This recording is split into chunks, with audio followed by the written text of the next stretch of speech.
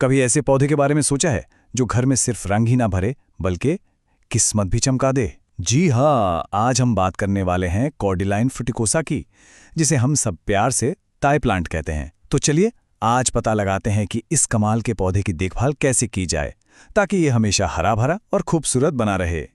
देखिए, ये कोई मामूली पौधा नहीं है। दुनिया भर में कई संस्कृतियों में इसे सौभाग्य और एक तरह से कहें तो सुरक्षा लाने वाला माना जाता है। जरा सोचिए, घर में एक ऐसा पौधा जो दिखने में तो कमाल का है ही, साथ ही एक पॉजिटिव वाइब भी क्रिएट करता है। तो सवाल ये उठता है कि आखिर इसके इतने शानदार रंगों और इसकी एनर्जी का राज क्या है? कैसे इसे हमेशा इतना वाइब्रेंट और खूबसूरत बनाए रखा जा सकता है? बस इसी के बारे में हम आज सब कुछ जानने वाले हैं। तो चलिए सबसे पहले इसकी जड़ों तक चलते हैं, मतलब इसकी कहानी की जड़ों तक। ये एक ऐसा सफर है जो हमें प्रशांत महासागर के खूबसूरत हरे भरे द्वीपों से लेकर सीधा हमारे लिविंग रूम तक ले आता है। देखिए, इस पौधे का इतिहास भी इसकी खूबसूरती की तरह ही काफी गहरा है।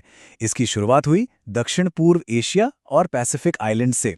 हवाई जैसी जगहों पर तो इसे पवित्र दर्जा दिया गया है, और इसका जो नाम है ना, टाई, वो खुद स्पिरिचुअल एनर्जी और प्रोटेक्शन का सिंबल है। और इसके रंग, अरे वाह, डीप मैरून से लेकर ब्राइट पिंक तक इसकी हर वैरायटी अपने आप में एक आर्ट पीस है, सच में। चलिए अब बात करते हैं सबसे जरूरी चीज की। अगर कोई चाहता है कि उसका पौधा हमेशा हेल्दी रहे, तो बस 3 गोल्डन रूल्स है जिन्हें याद रखना है। जी हाँ, बिल्कुल सही सुना, सिर्फ 3। और ये इतने आसान हैं कि कोई भी इन्हें फॉलो कर सकता है। यही है एक हेल्दी टाई प्लांट की असली चाबी। तो रूल नंबर 1, सही रोशनी। देखिए, इसे तेज धूप बिल्कुल पसंद नहीं, उससे इसकी पत्तियां जल सकती हैं, तो इसे ब्राइट लेकिन इनडायरेक्ट लाइट में रखें। रूल नंबर 2, सही पानी। मिट्टी में नमी बनी रहनी चाहिए, लेकिन कीचड़ जैसा गीलापन नहीं। सबसे अच्छा तरीका है जब ऊपर की 1 इंच मिट्टी सूख जाए तब पानी दें। और तीसरा और आखिरी रूल, सही मिट्टी।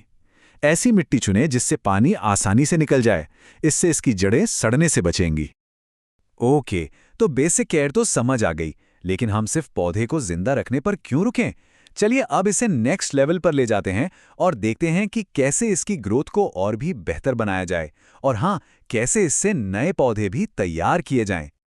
तो ये हैं कुछ प्रो टिप्स। वसंत और गर्मियों के मौसम में महीने में एक बार इसे थोड़ी लिक्विड खाद दें। ये इसके लिए एक तरह का बूस्टर है। इसे 18 से 27 डिग्री सेल्सियस के बीच का टेम्परेचर बहुत पसंद है। और हाँ, ठंडी हवा के झोंकों से बचाकर रखें। और एक और ज़रूरी बात, जो भी सूखी या पीली पत्तियां दिखें उन्हें हटाते रहें, इससे नई ग्रोथ को बढ़ावा मिलता है। अब आते हैं एक बहुत ही मज़ेदार चीज़ पर, प्रोपगेशन। ये फैंसी शब्द लग सकता है, लेकिन इसका मतलब बहुत सिंपल है, एक पौधे से कई नए पौधे बनाना। और ये करना बहुत आसान है। चलिए देखते हैं। ये सच में बहुत आसान है। बस एक 4 से 6 इंच की टहनी काटिए, नीचे की कुछ पत्तियां हटा दीजिए, और बस इसे पानी या नम मिट्टी में रख दीजिए। कुछ ही हफ्तों में, मतलब 3 से 4 हफ्तों में छोटी छोटी जड़ें दिखने लगेंगी। है ना कमाल का तरीका अपने पौधों की संख्या बढ़ाने का? अच्छा, कभी कभी पौधों के साथ कुछ छोटी मोटी परेशानियां आ सकती हैं, पर घबराने की कोई बात नहीं है। इसे एक पहेली की तरह सोचिए, जिसका हल निकालना बहुत आसान है।